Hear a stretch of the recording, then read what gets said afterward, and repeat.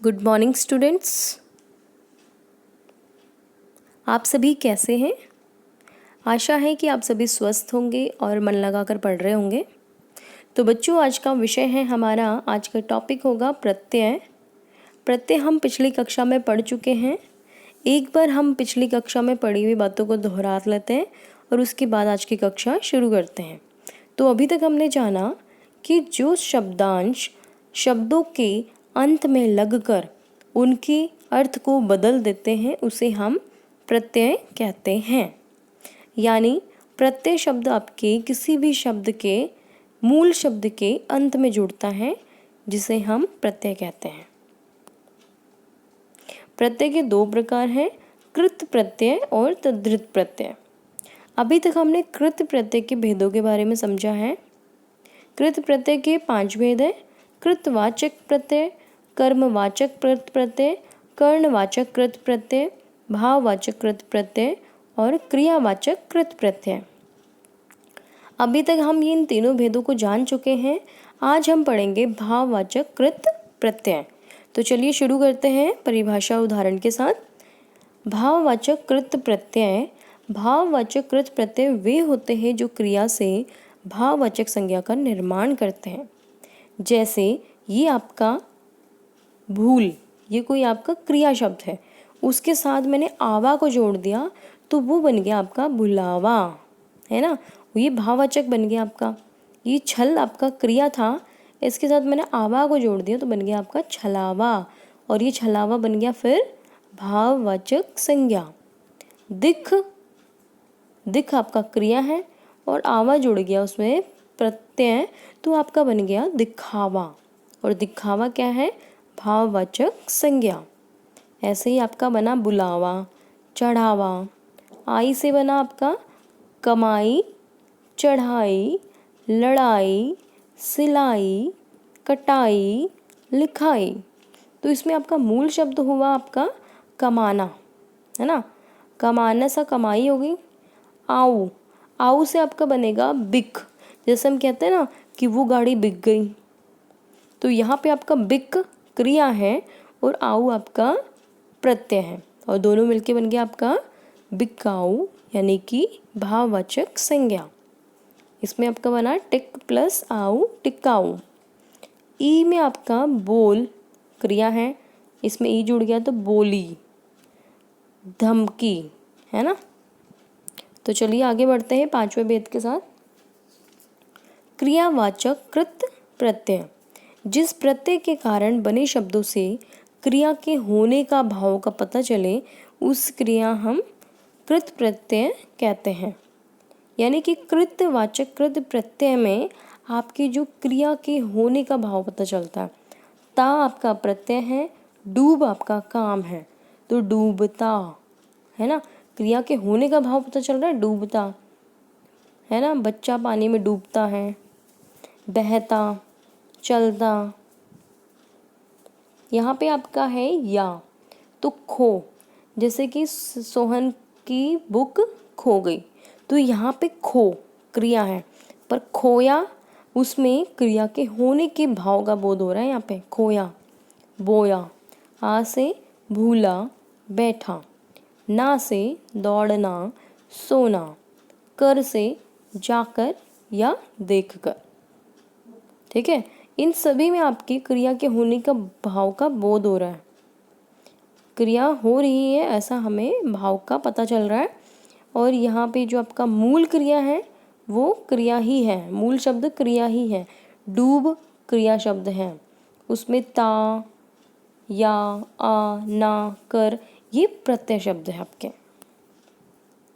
अब देखिए तद्धित प्रत्यय वो होते हैं जिनमें क्रिया को छोड़कर संज्ञा, सर्वनाम, विशेषण आदि शब्द जोड़कर नए शब्द बनाते हैं, उसे हम तद्धित प्रत्यय कहते हैं। जब हमने कृत प्रत्यय जाना था तब हमने जाना था कि कृत प्रत्यय आपके क्रिया शब्दों के साथ जुड़ते हैं, है ना। जबकि यहाँ पे साफ बोला गया है कि जो आपका दूसरा भाग है क्रिया का, प्रत्यय का, तद्धित प्रत्यय, उसमें आपकी क्रिया नहीं होती, कभी भी नहीं होती। क्रिया को छोड़ के संज्ञा, सर्वनाम और विशेषण शब्द मिलते हैं। जैसे कि मानव आपका संज्ञा है, ता जोड़ दिया तो मानवता, है ना। बालपन, बालपन। अपना सर्वनाम है, प्लस पन जोड़ दिया तो अपनापन। ठीक है, आगे बढ़ते हैं। तद्धित प्रत्यय के भेद हैं कृतवाचक तद्धित प्रत्यय, भाववाचक तद्धित प्रत्यय, संबंधवाचक तद्धित प्रत्यय, गुणवाचक तद्धित प्रत्यय, स्थानवाचक तद्धित प्रत्यय, उन्तावाचक तद्धित प्रत्यय, स्त्रीवाचक तद्धित प्रत्यय। तो पहला है आपका कृतवाचक तद्धित प्रत्यय। जिन प्रत्ययों को जोड़ने से कार्य को करने वाले का बोध हो उसे कृतवाचक तद्धित प्रत्यय कहते हैं। अर्थात जो प्रत्यय संज्ञा सर्वनाम तथा विशेषण के साथ मिलकर करने वाले का कृतवाचक शब्द को बनाते हैं उसे हम कृतवाचक तद्धित प्रत्यय कहते हैं। जैसे कि सोना, लोहा, कह, तो ये सब आपके क्या है, मूल शब्द हैं। और आर आपका क्या है, आर प्रत्यय है। तो जब हमने सोना के साथ आर को जोड़ा तो बन गया आपका सोनार। लोहा के साथ आर को जोड़ा तो लोहार, कहार इत्यादि। अब यहाँ पे आपका जुआ, जुआ प्लस आरी, आरी तो प्रत्यय है, जुआ प्लस आरी मिला तो जुआरी। मजाक, रस, दुख, आड़त, मुख, रसोई, इनके साथ हमने इया जोड़ा तो आपका शब्द बनेगा मजाकिया, रसिया, दुखिया, आड़तिया, मुखिया, रसोइया इत्यादि। यानी कि इसमें आपका इया शब्द प्रत्यय शब्द है। तद्धित प्रत्यय का दूसरा भेद है भाववाचक तद्धित प्रत्यय। इस प्रत्यय में भाव प्रकट होता है। इसमें प्रत्यय लगने की वजह से कहीं कहीं पर आदि स्वर की वृद्धि हो जाया करती है। जो प्रत्यय संज्ञा तथा विशेषण के स्थान पर जुड़कर भाववाचक संज्ञा को बनाते हैं इसे हम भाववाचक तद्धित प्रत्यय कहते हैं। उदाहरण देखिए पहले आप, देवता, उसके सामने तो जोड़ दिया मैंने, देवता के साथ तो जोड़ दिया तो आपका बनेगा देवत्वा। मनुष्य प्लस त्वा, मनुष्यत्वा। पशु प्लस त्वा, पशुत्वा। महा प्लस त्वा, महत्त्वा। गुरु प्लस त्वा, गुरुत्वा। लघु प्लस त्वा, लघुत्वा आदि। अब यहाँ देखिए बच्चा, लड़क, छुट, काला, इनमें हमने पन शब्द जोड़ा जो कि प्रत्यय है। प्रत्यय मूल शब्द के अंत में जुड़ता है। जैसे कि बच्चा प्लस पन मिलके बनेगा बचपन, लड़कपन मिलके बनेगा लड़कपन, छुट प्लस पन छुटपन, काला प्लस पन कालापन। अब यहाँ देखिए सज्जा, सज्जा प्लस वट मिलके बनेगा सजावट। ठीक है, ये थे आपके भाववाचक तद्धित प्रत्यय। अब है आपका तीसरा संबंधवाचक तद्धित प्रत्यय। नाम से स्पष्ट है, जिन प्रत्ययों के लगने से संबंध का पता लगता है उसे हम संबंधवाचक तद्धित प्रत्यय कहते हैं। इसमें कभी कभी आदि स्वर की वृद्धि हो जाती है। उदाहरण देखिए, नाना प्लस हाल, ननी हाल।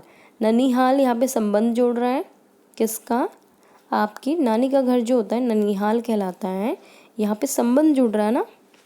नाक प्लस एला, नकेला। ससुर प्लस आल, ससुराल। बाप प्लस औती, बपौती।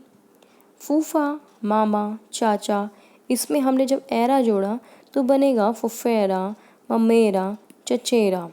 तो ये सब आपके क्या है, संबंध जोड़ रहे हैं, है ना, दूसरे के साथ। भाई बहन, उसमें जा जोड़ दो तो आपका बनेगा भतीजा, भांजा आदि। पटना, कलकत्ता, जबलपुर, अमृतसर, ये आपके जो है शहर, उसमें अगर हम इया जोड़ दें तो आपका बनेगा पटनिया, है ना।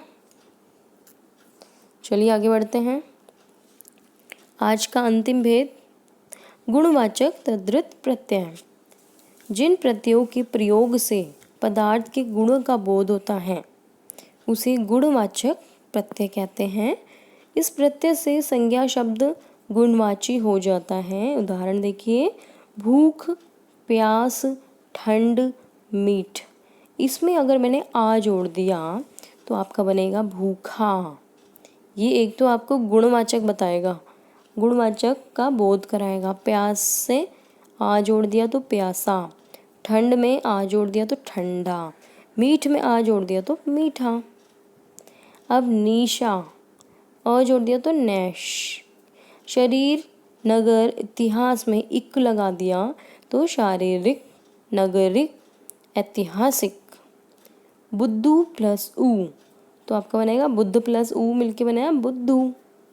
छूत प्लस हा छुतहर, यानी कि जो अछूत हो। गांजा, एड़ी, गंजेड़ी, है ना, जिसके बाल नहीं होते सर पे।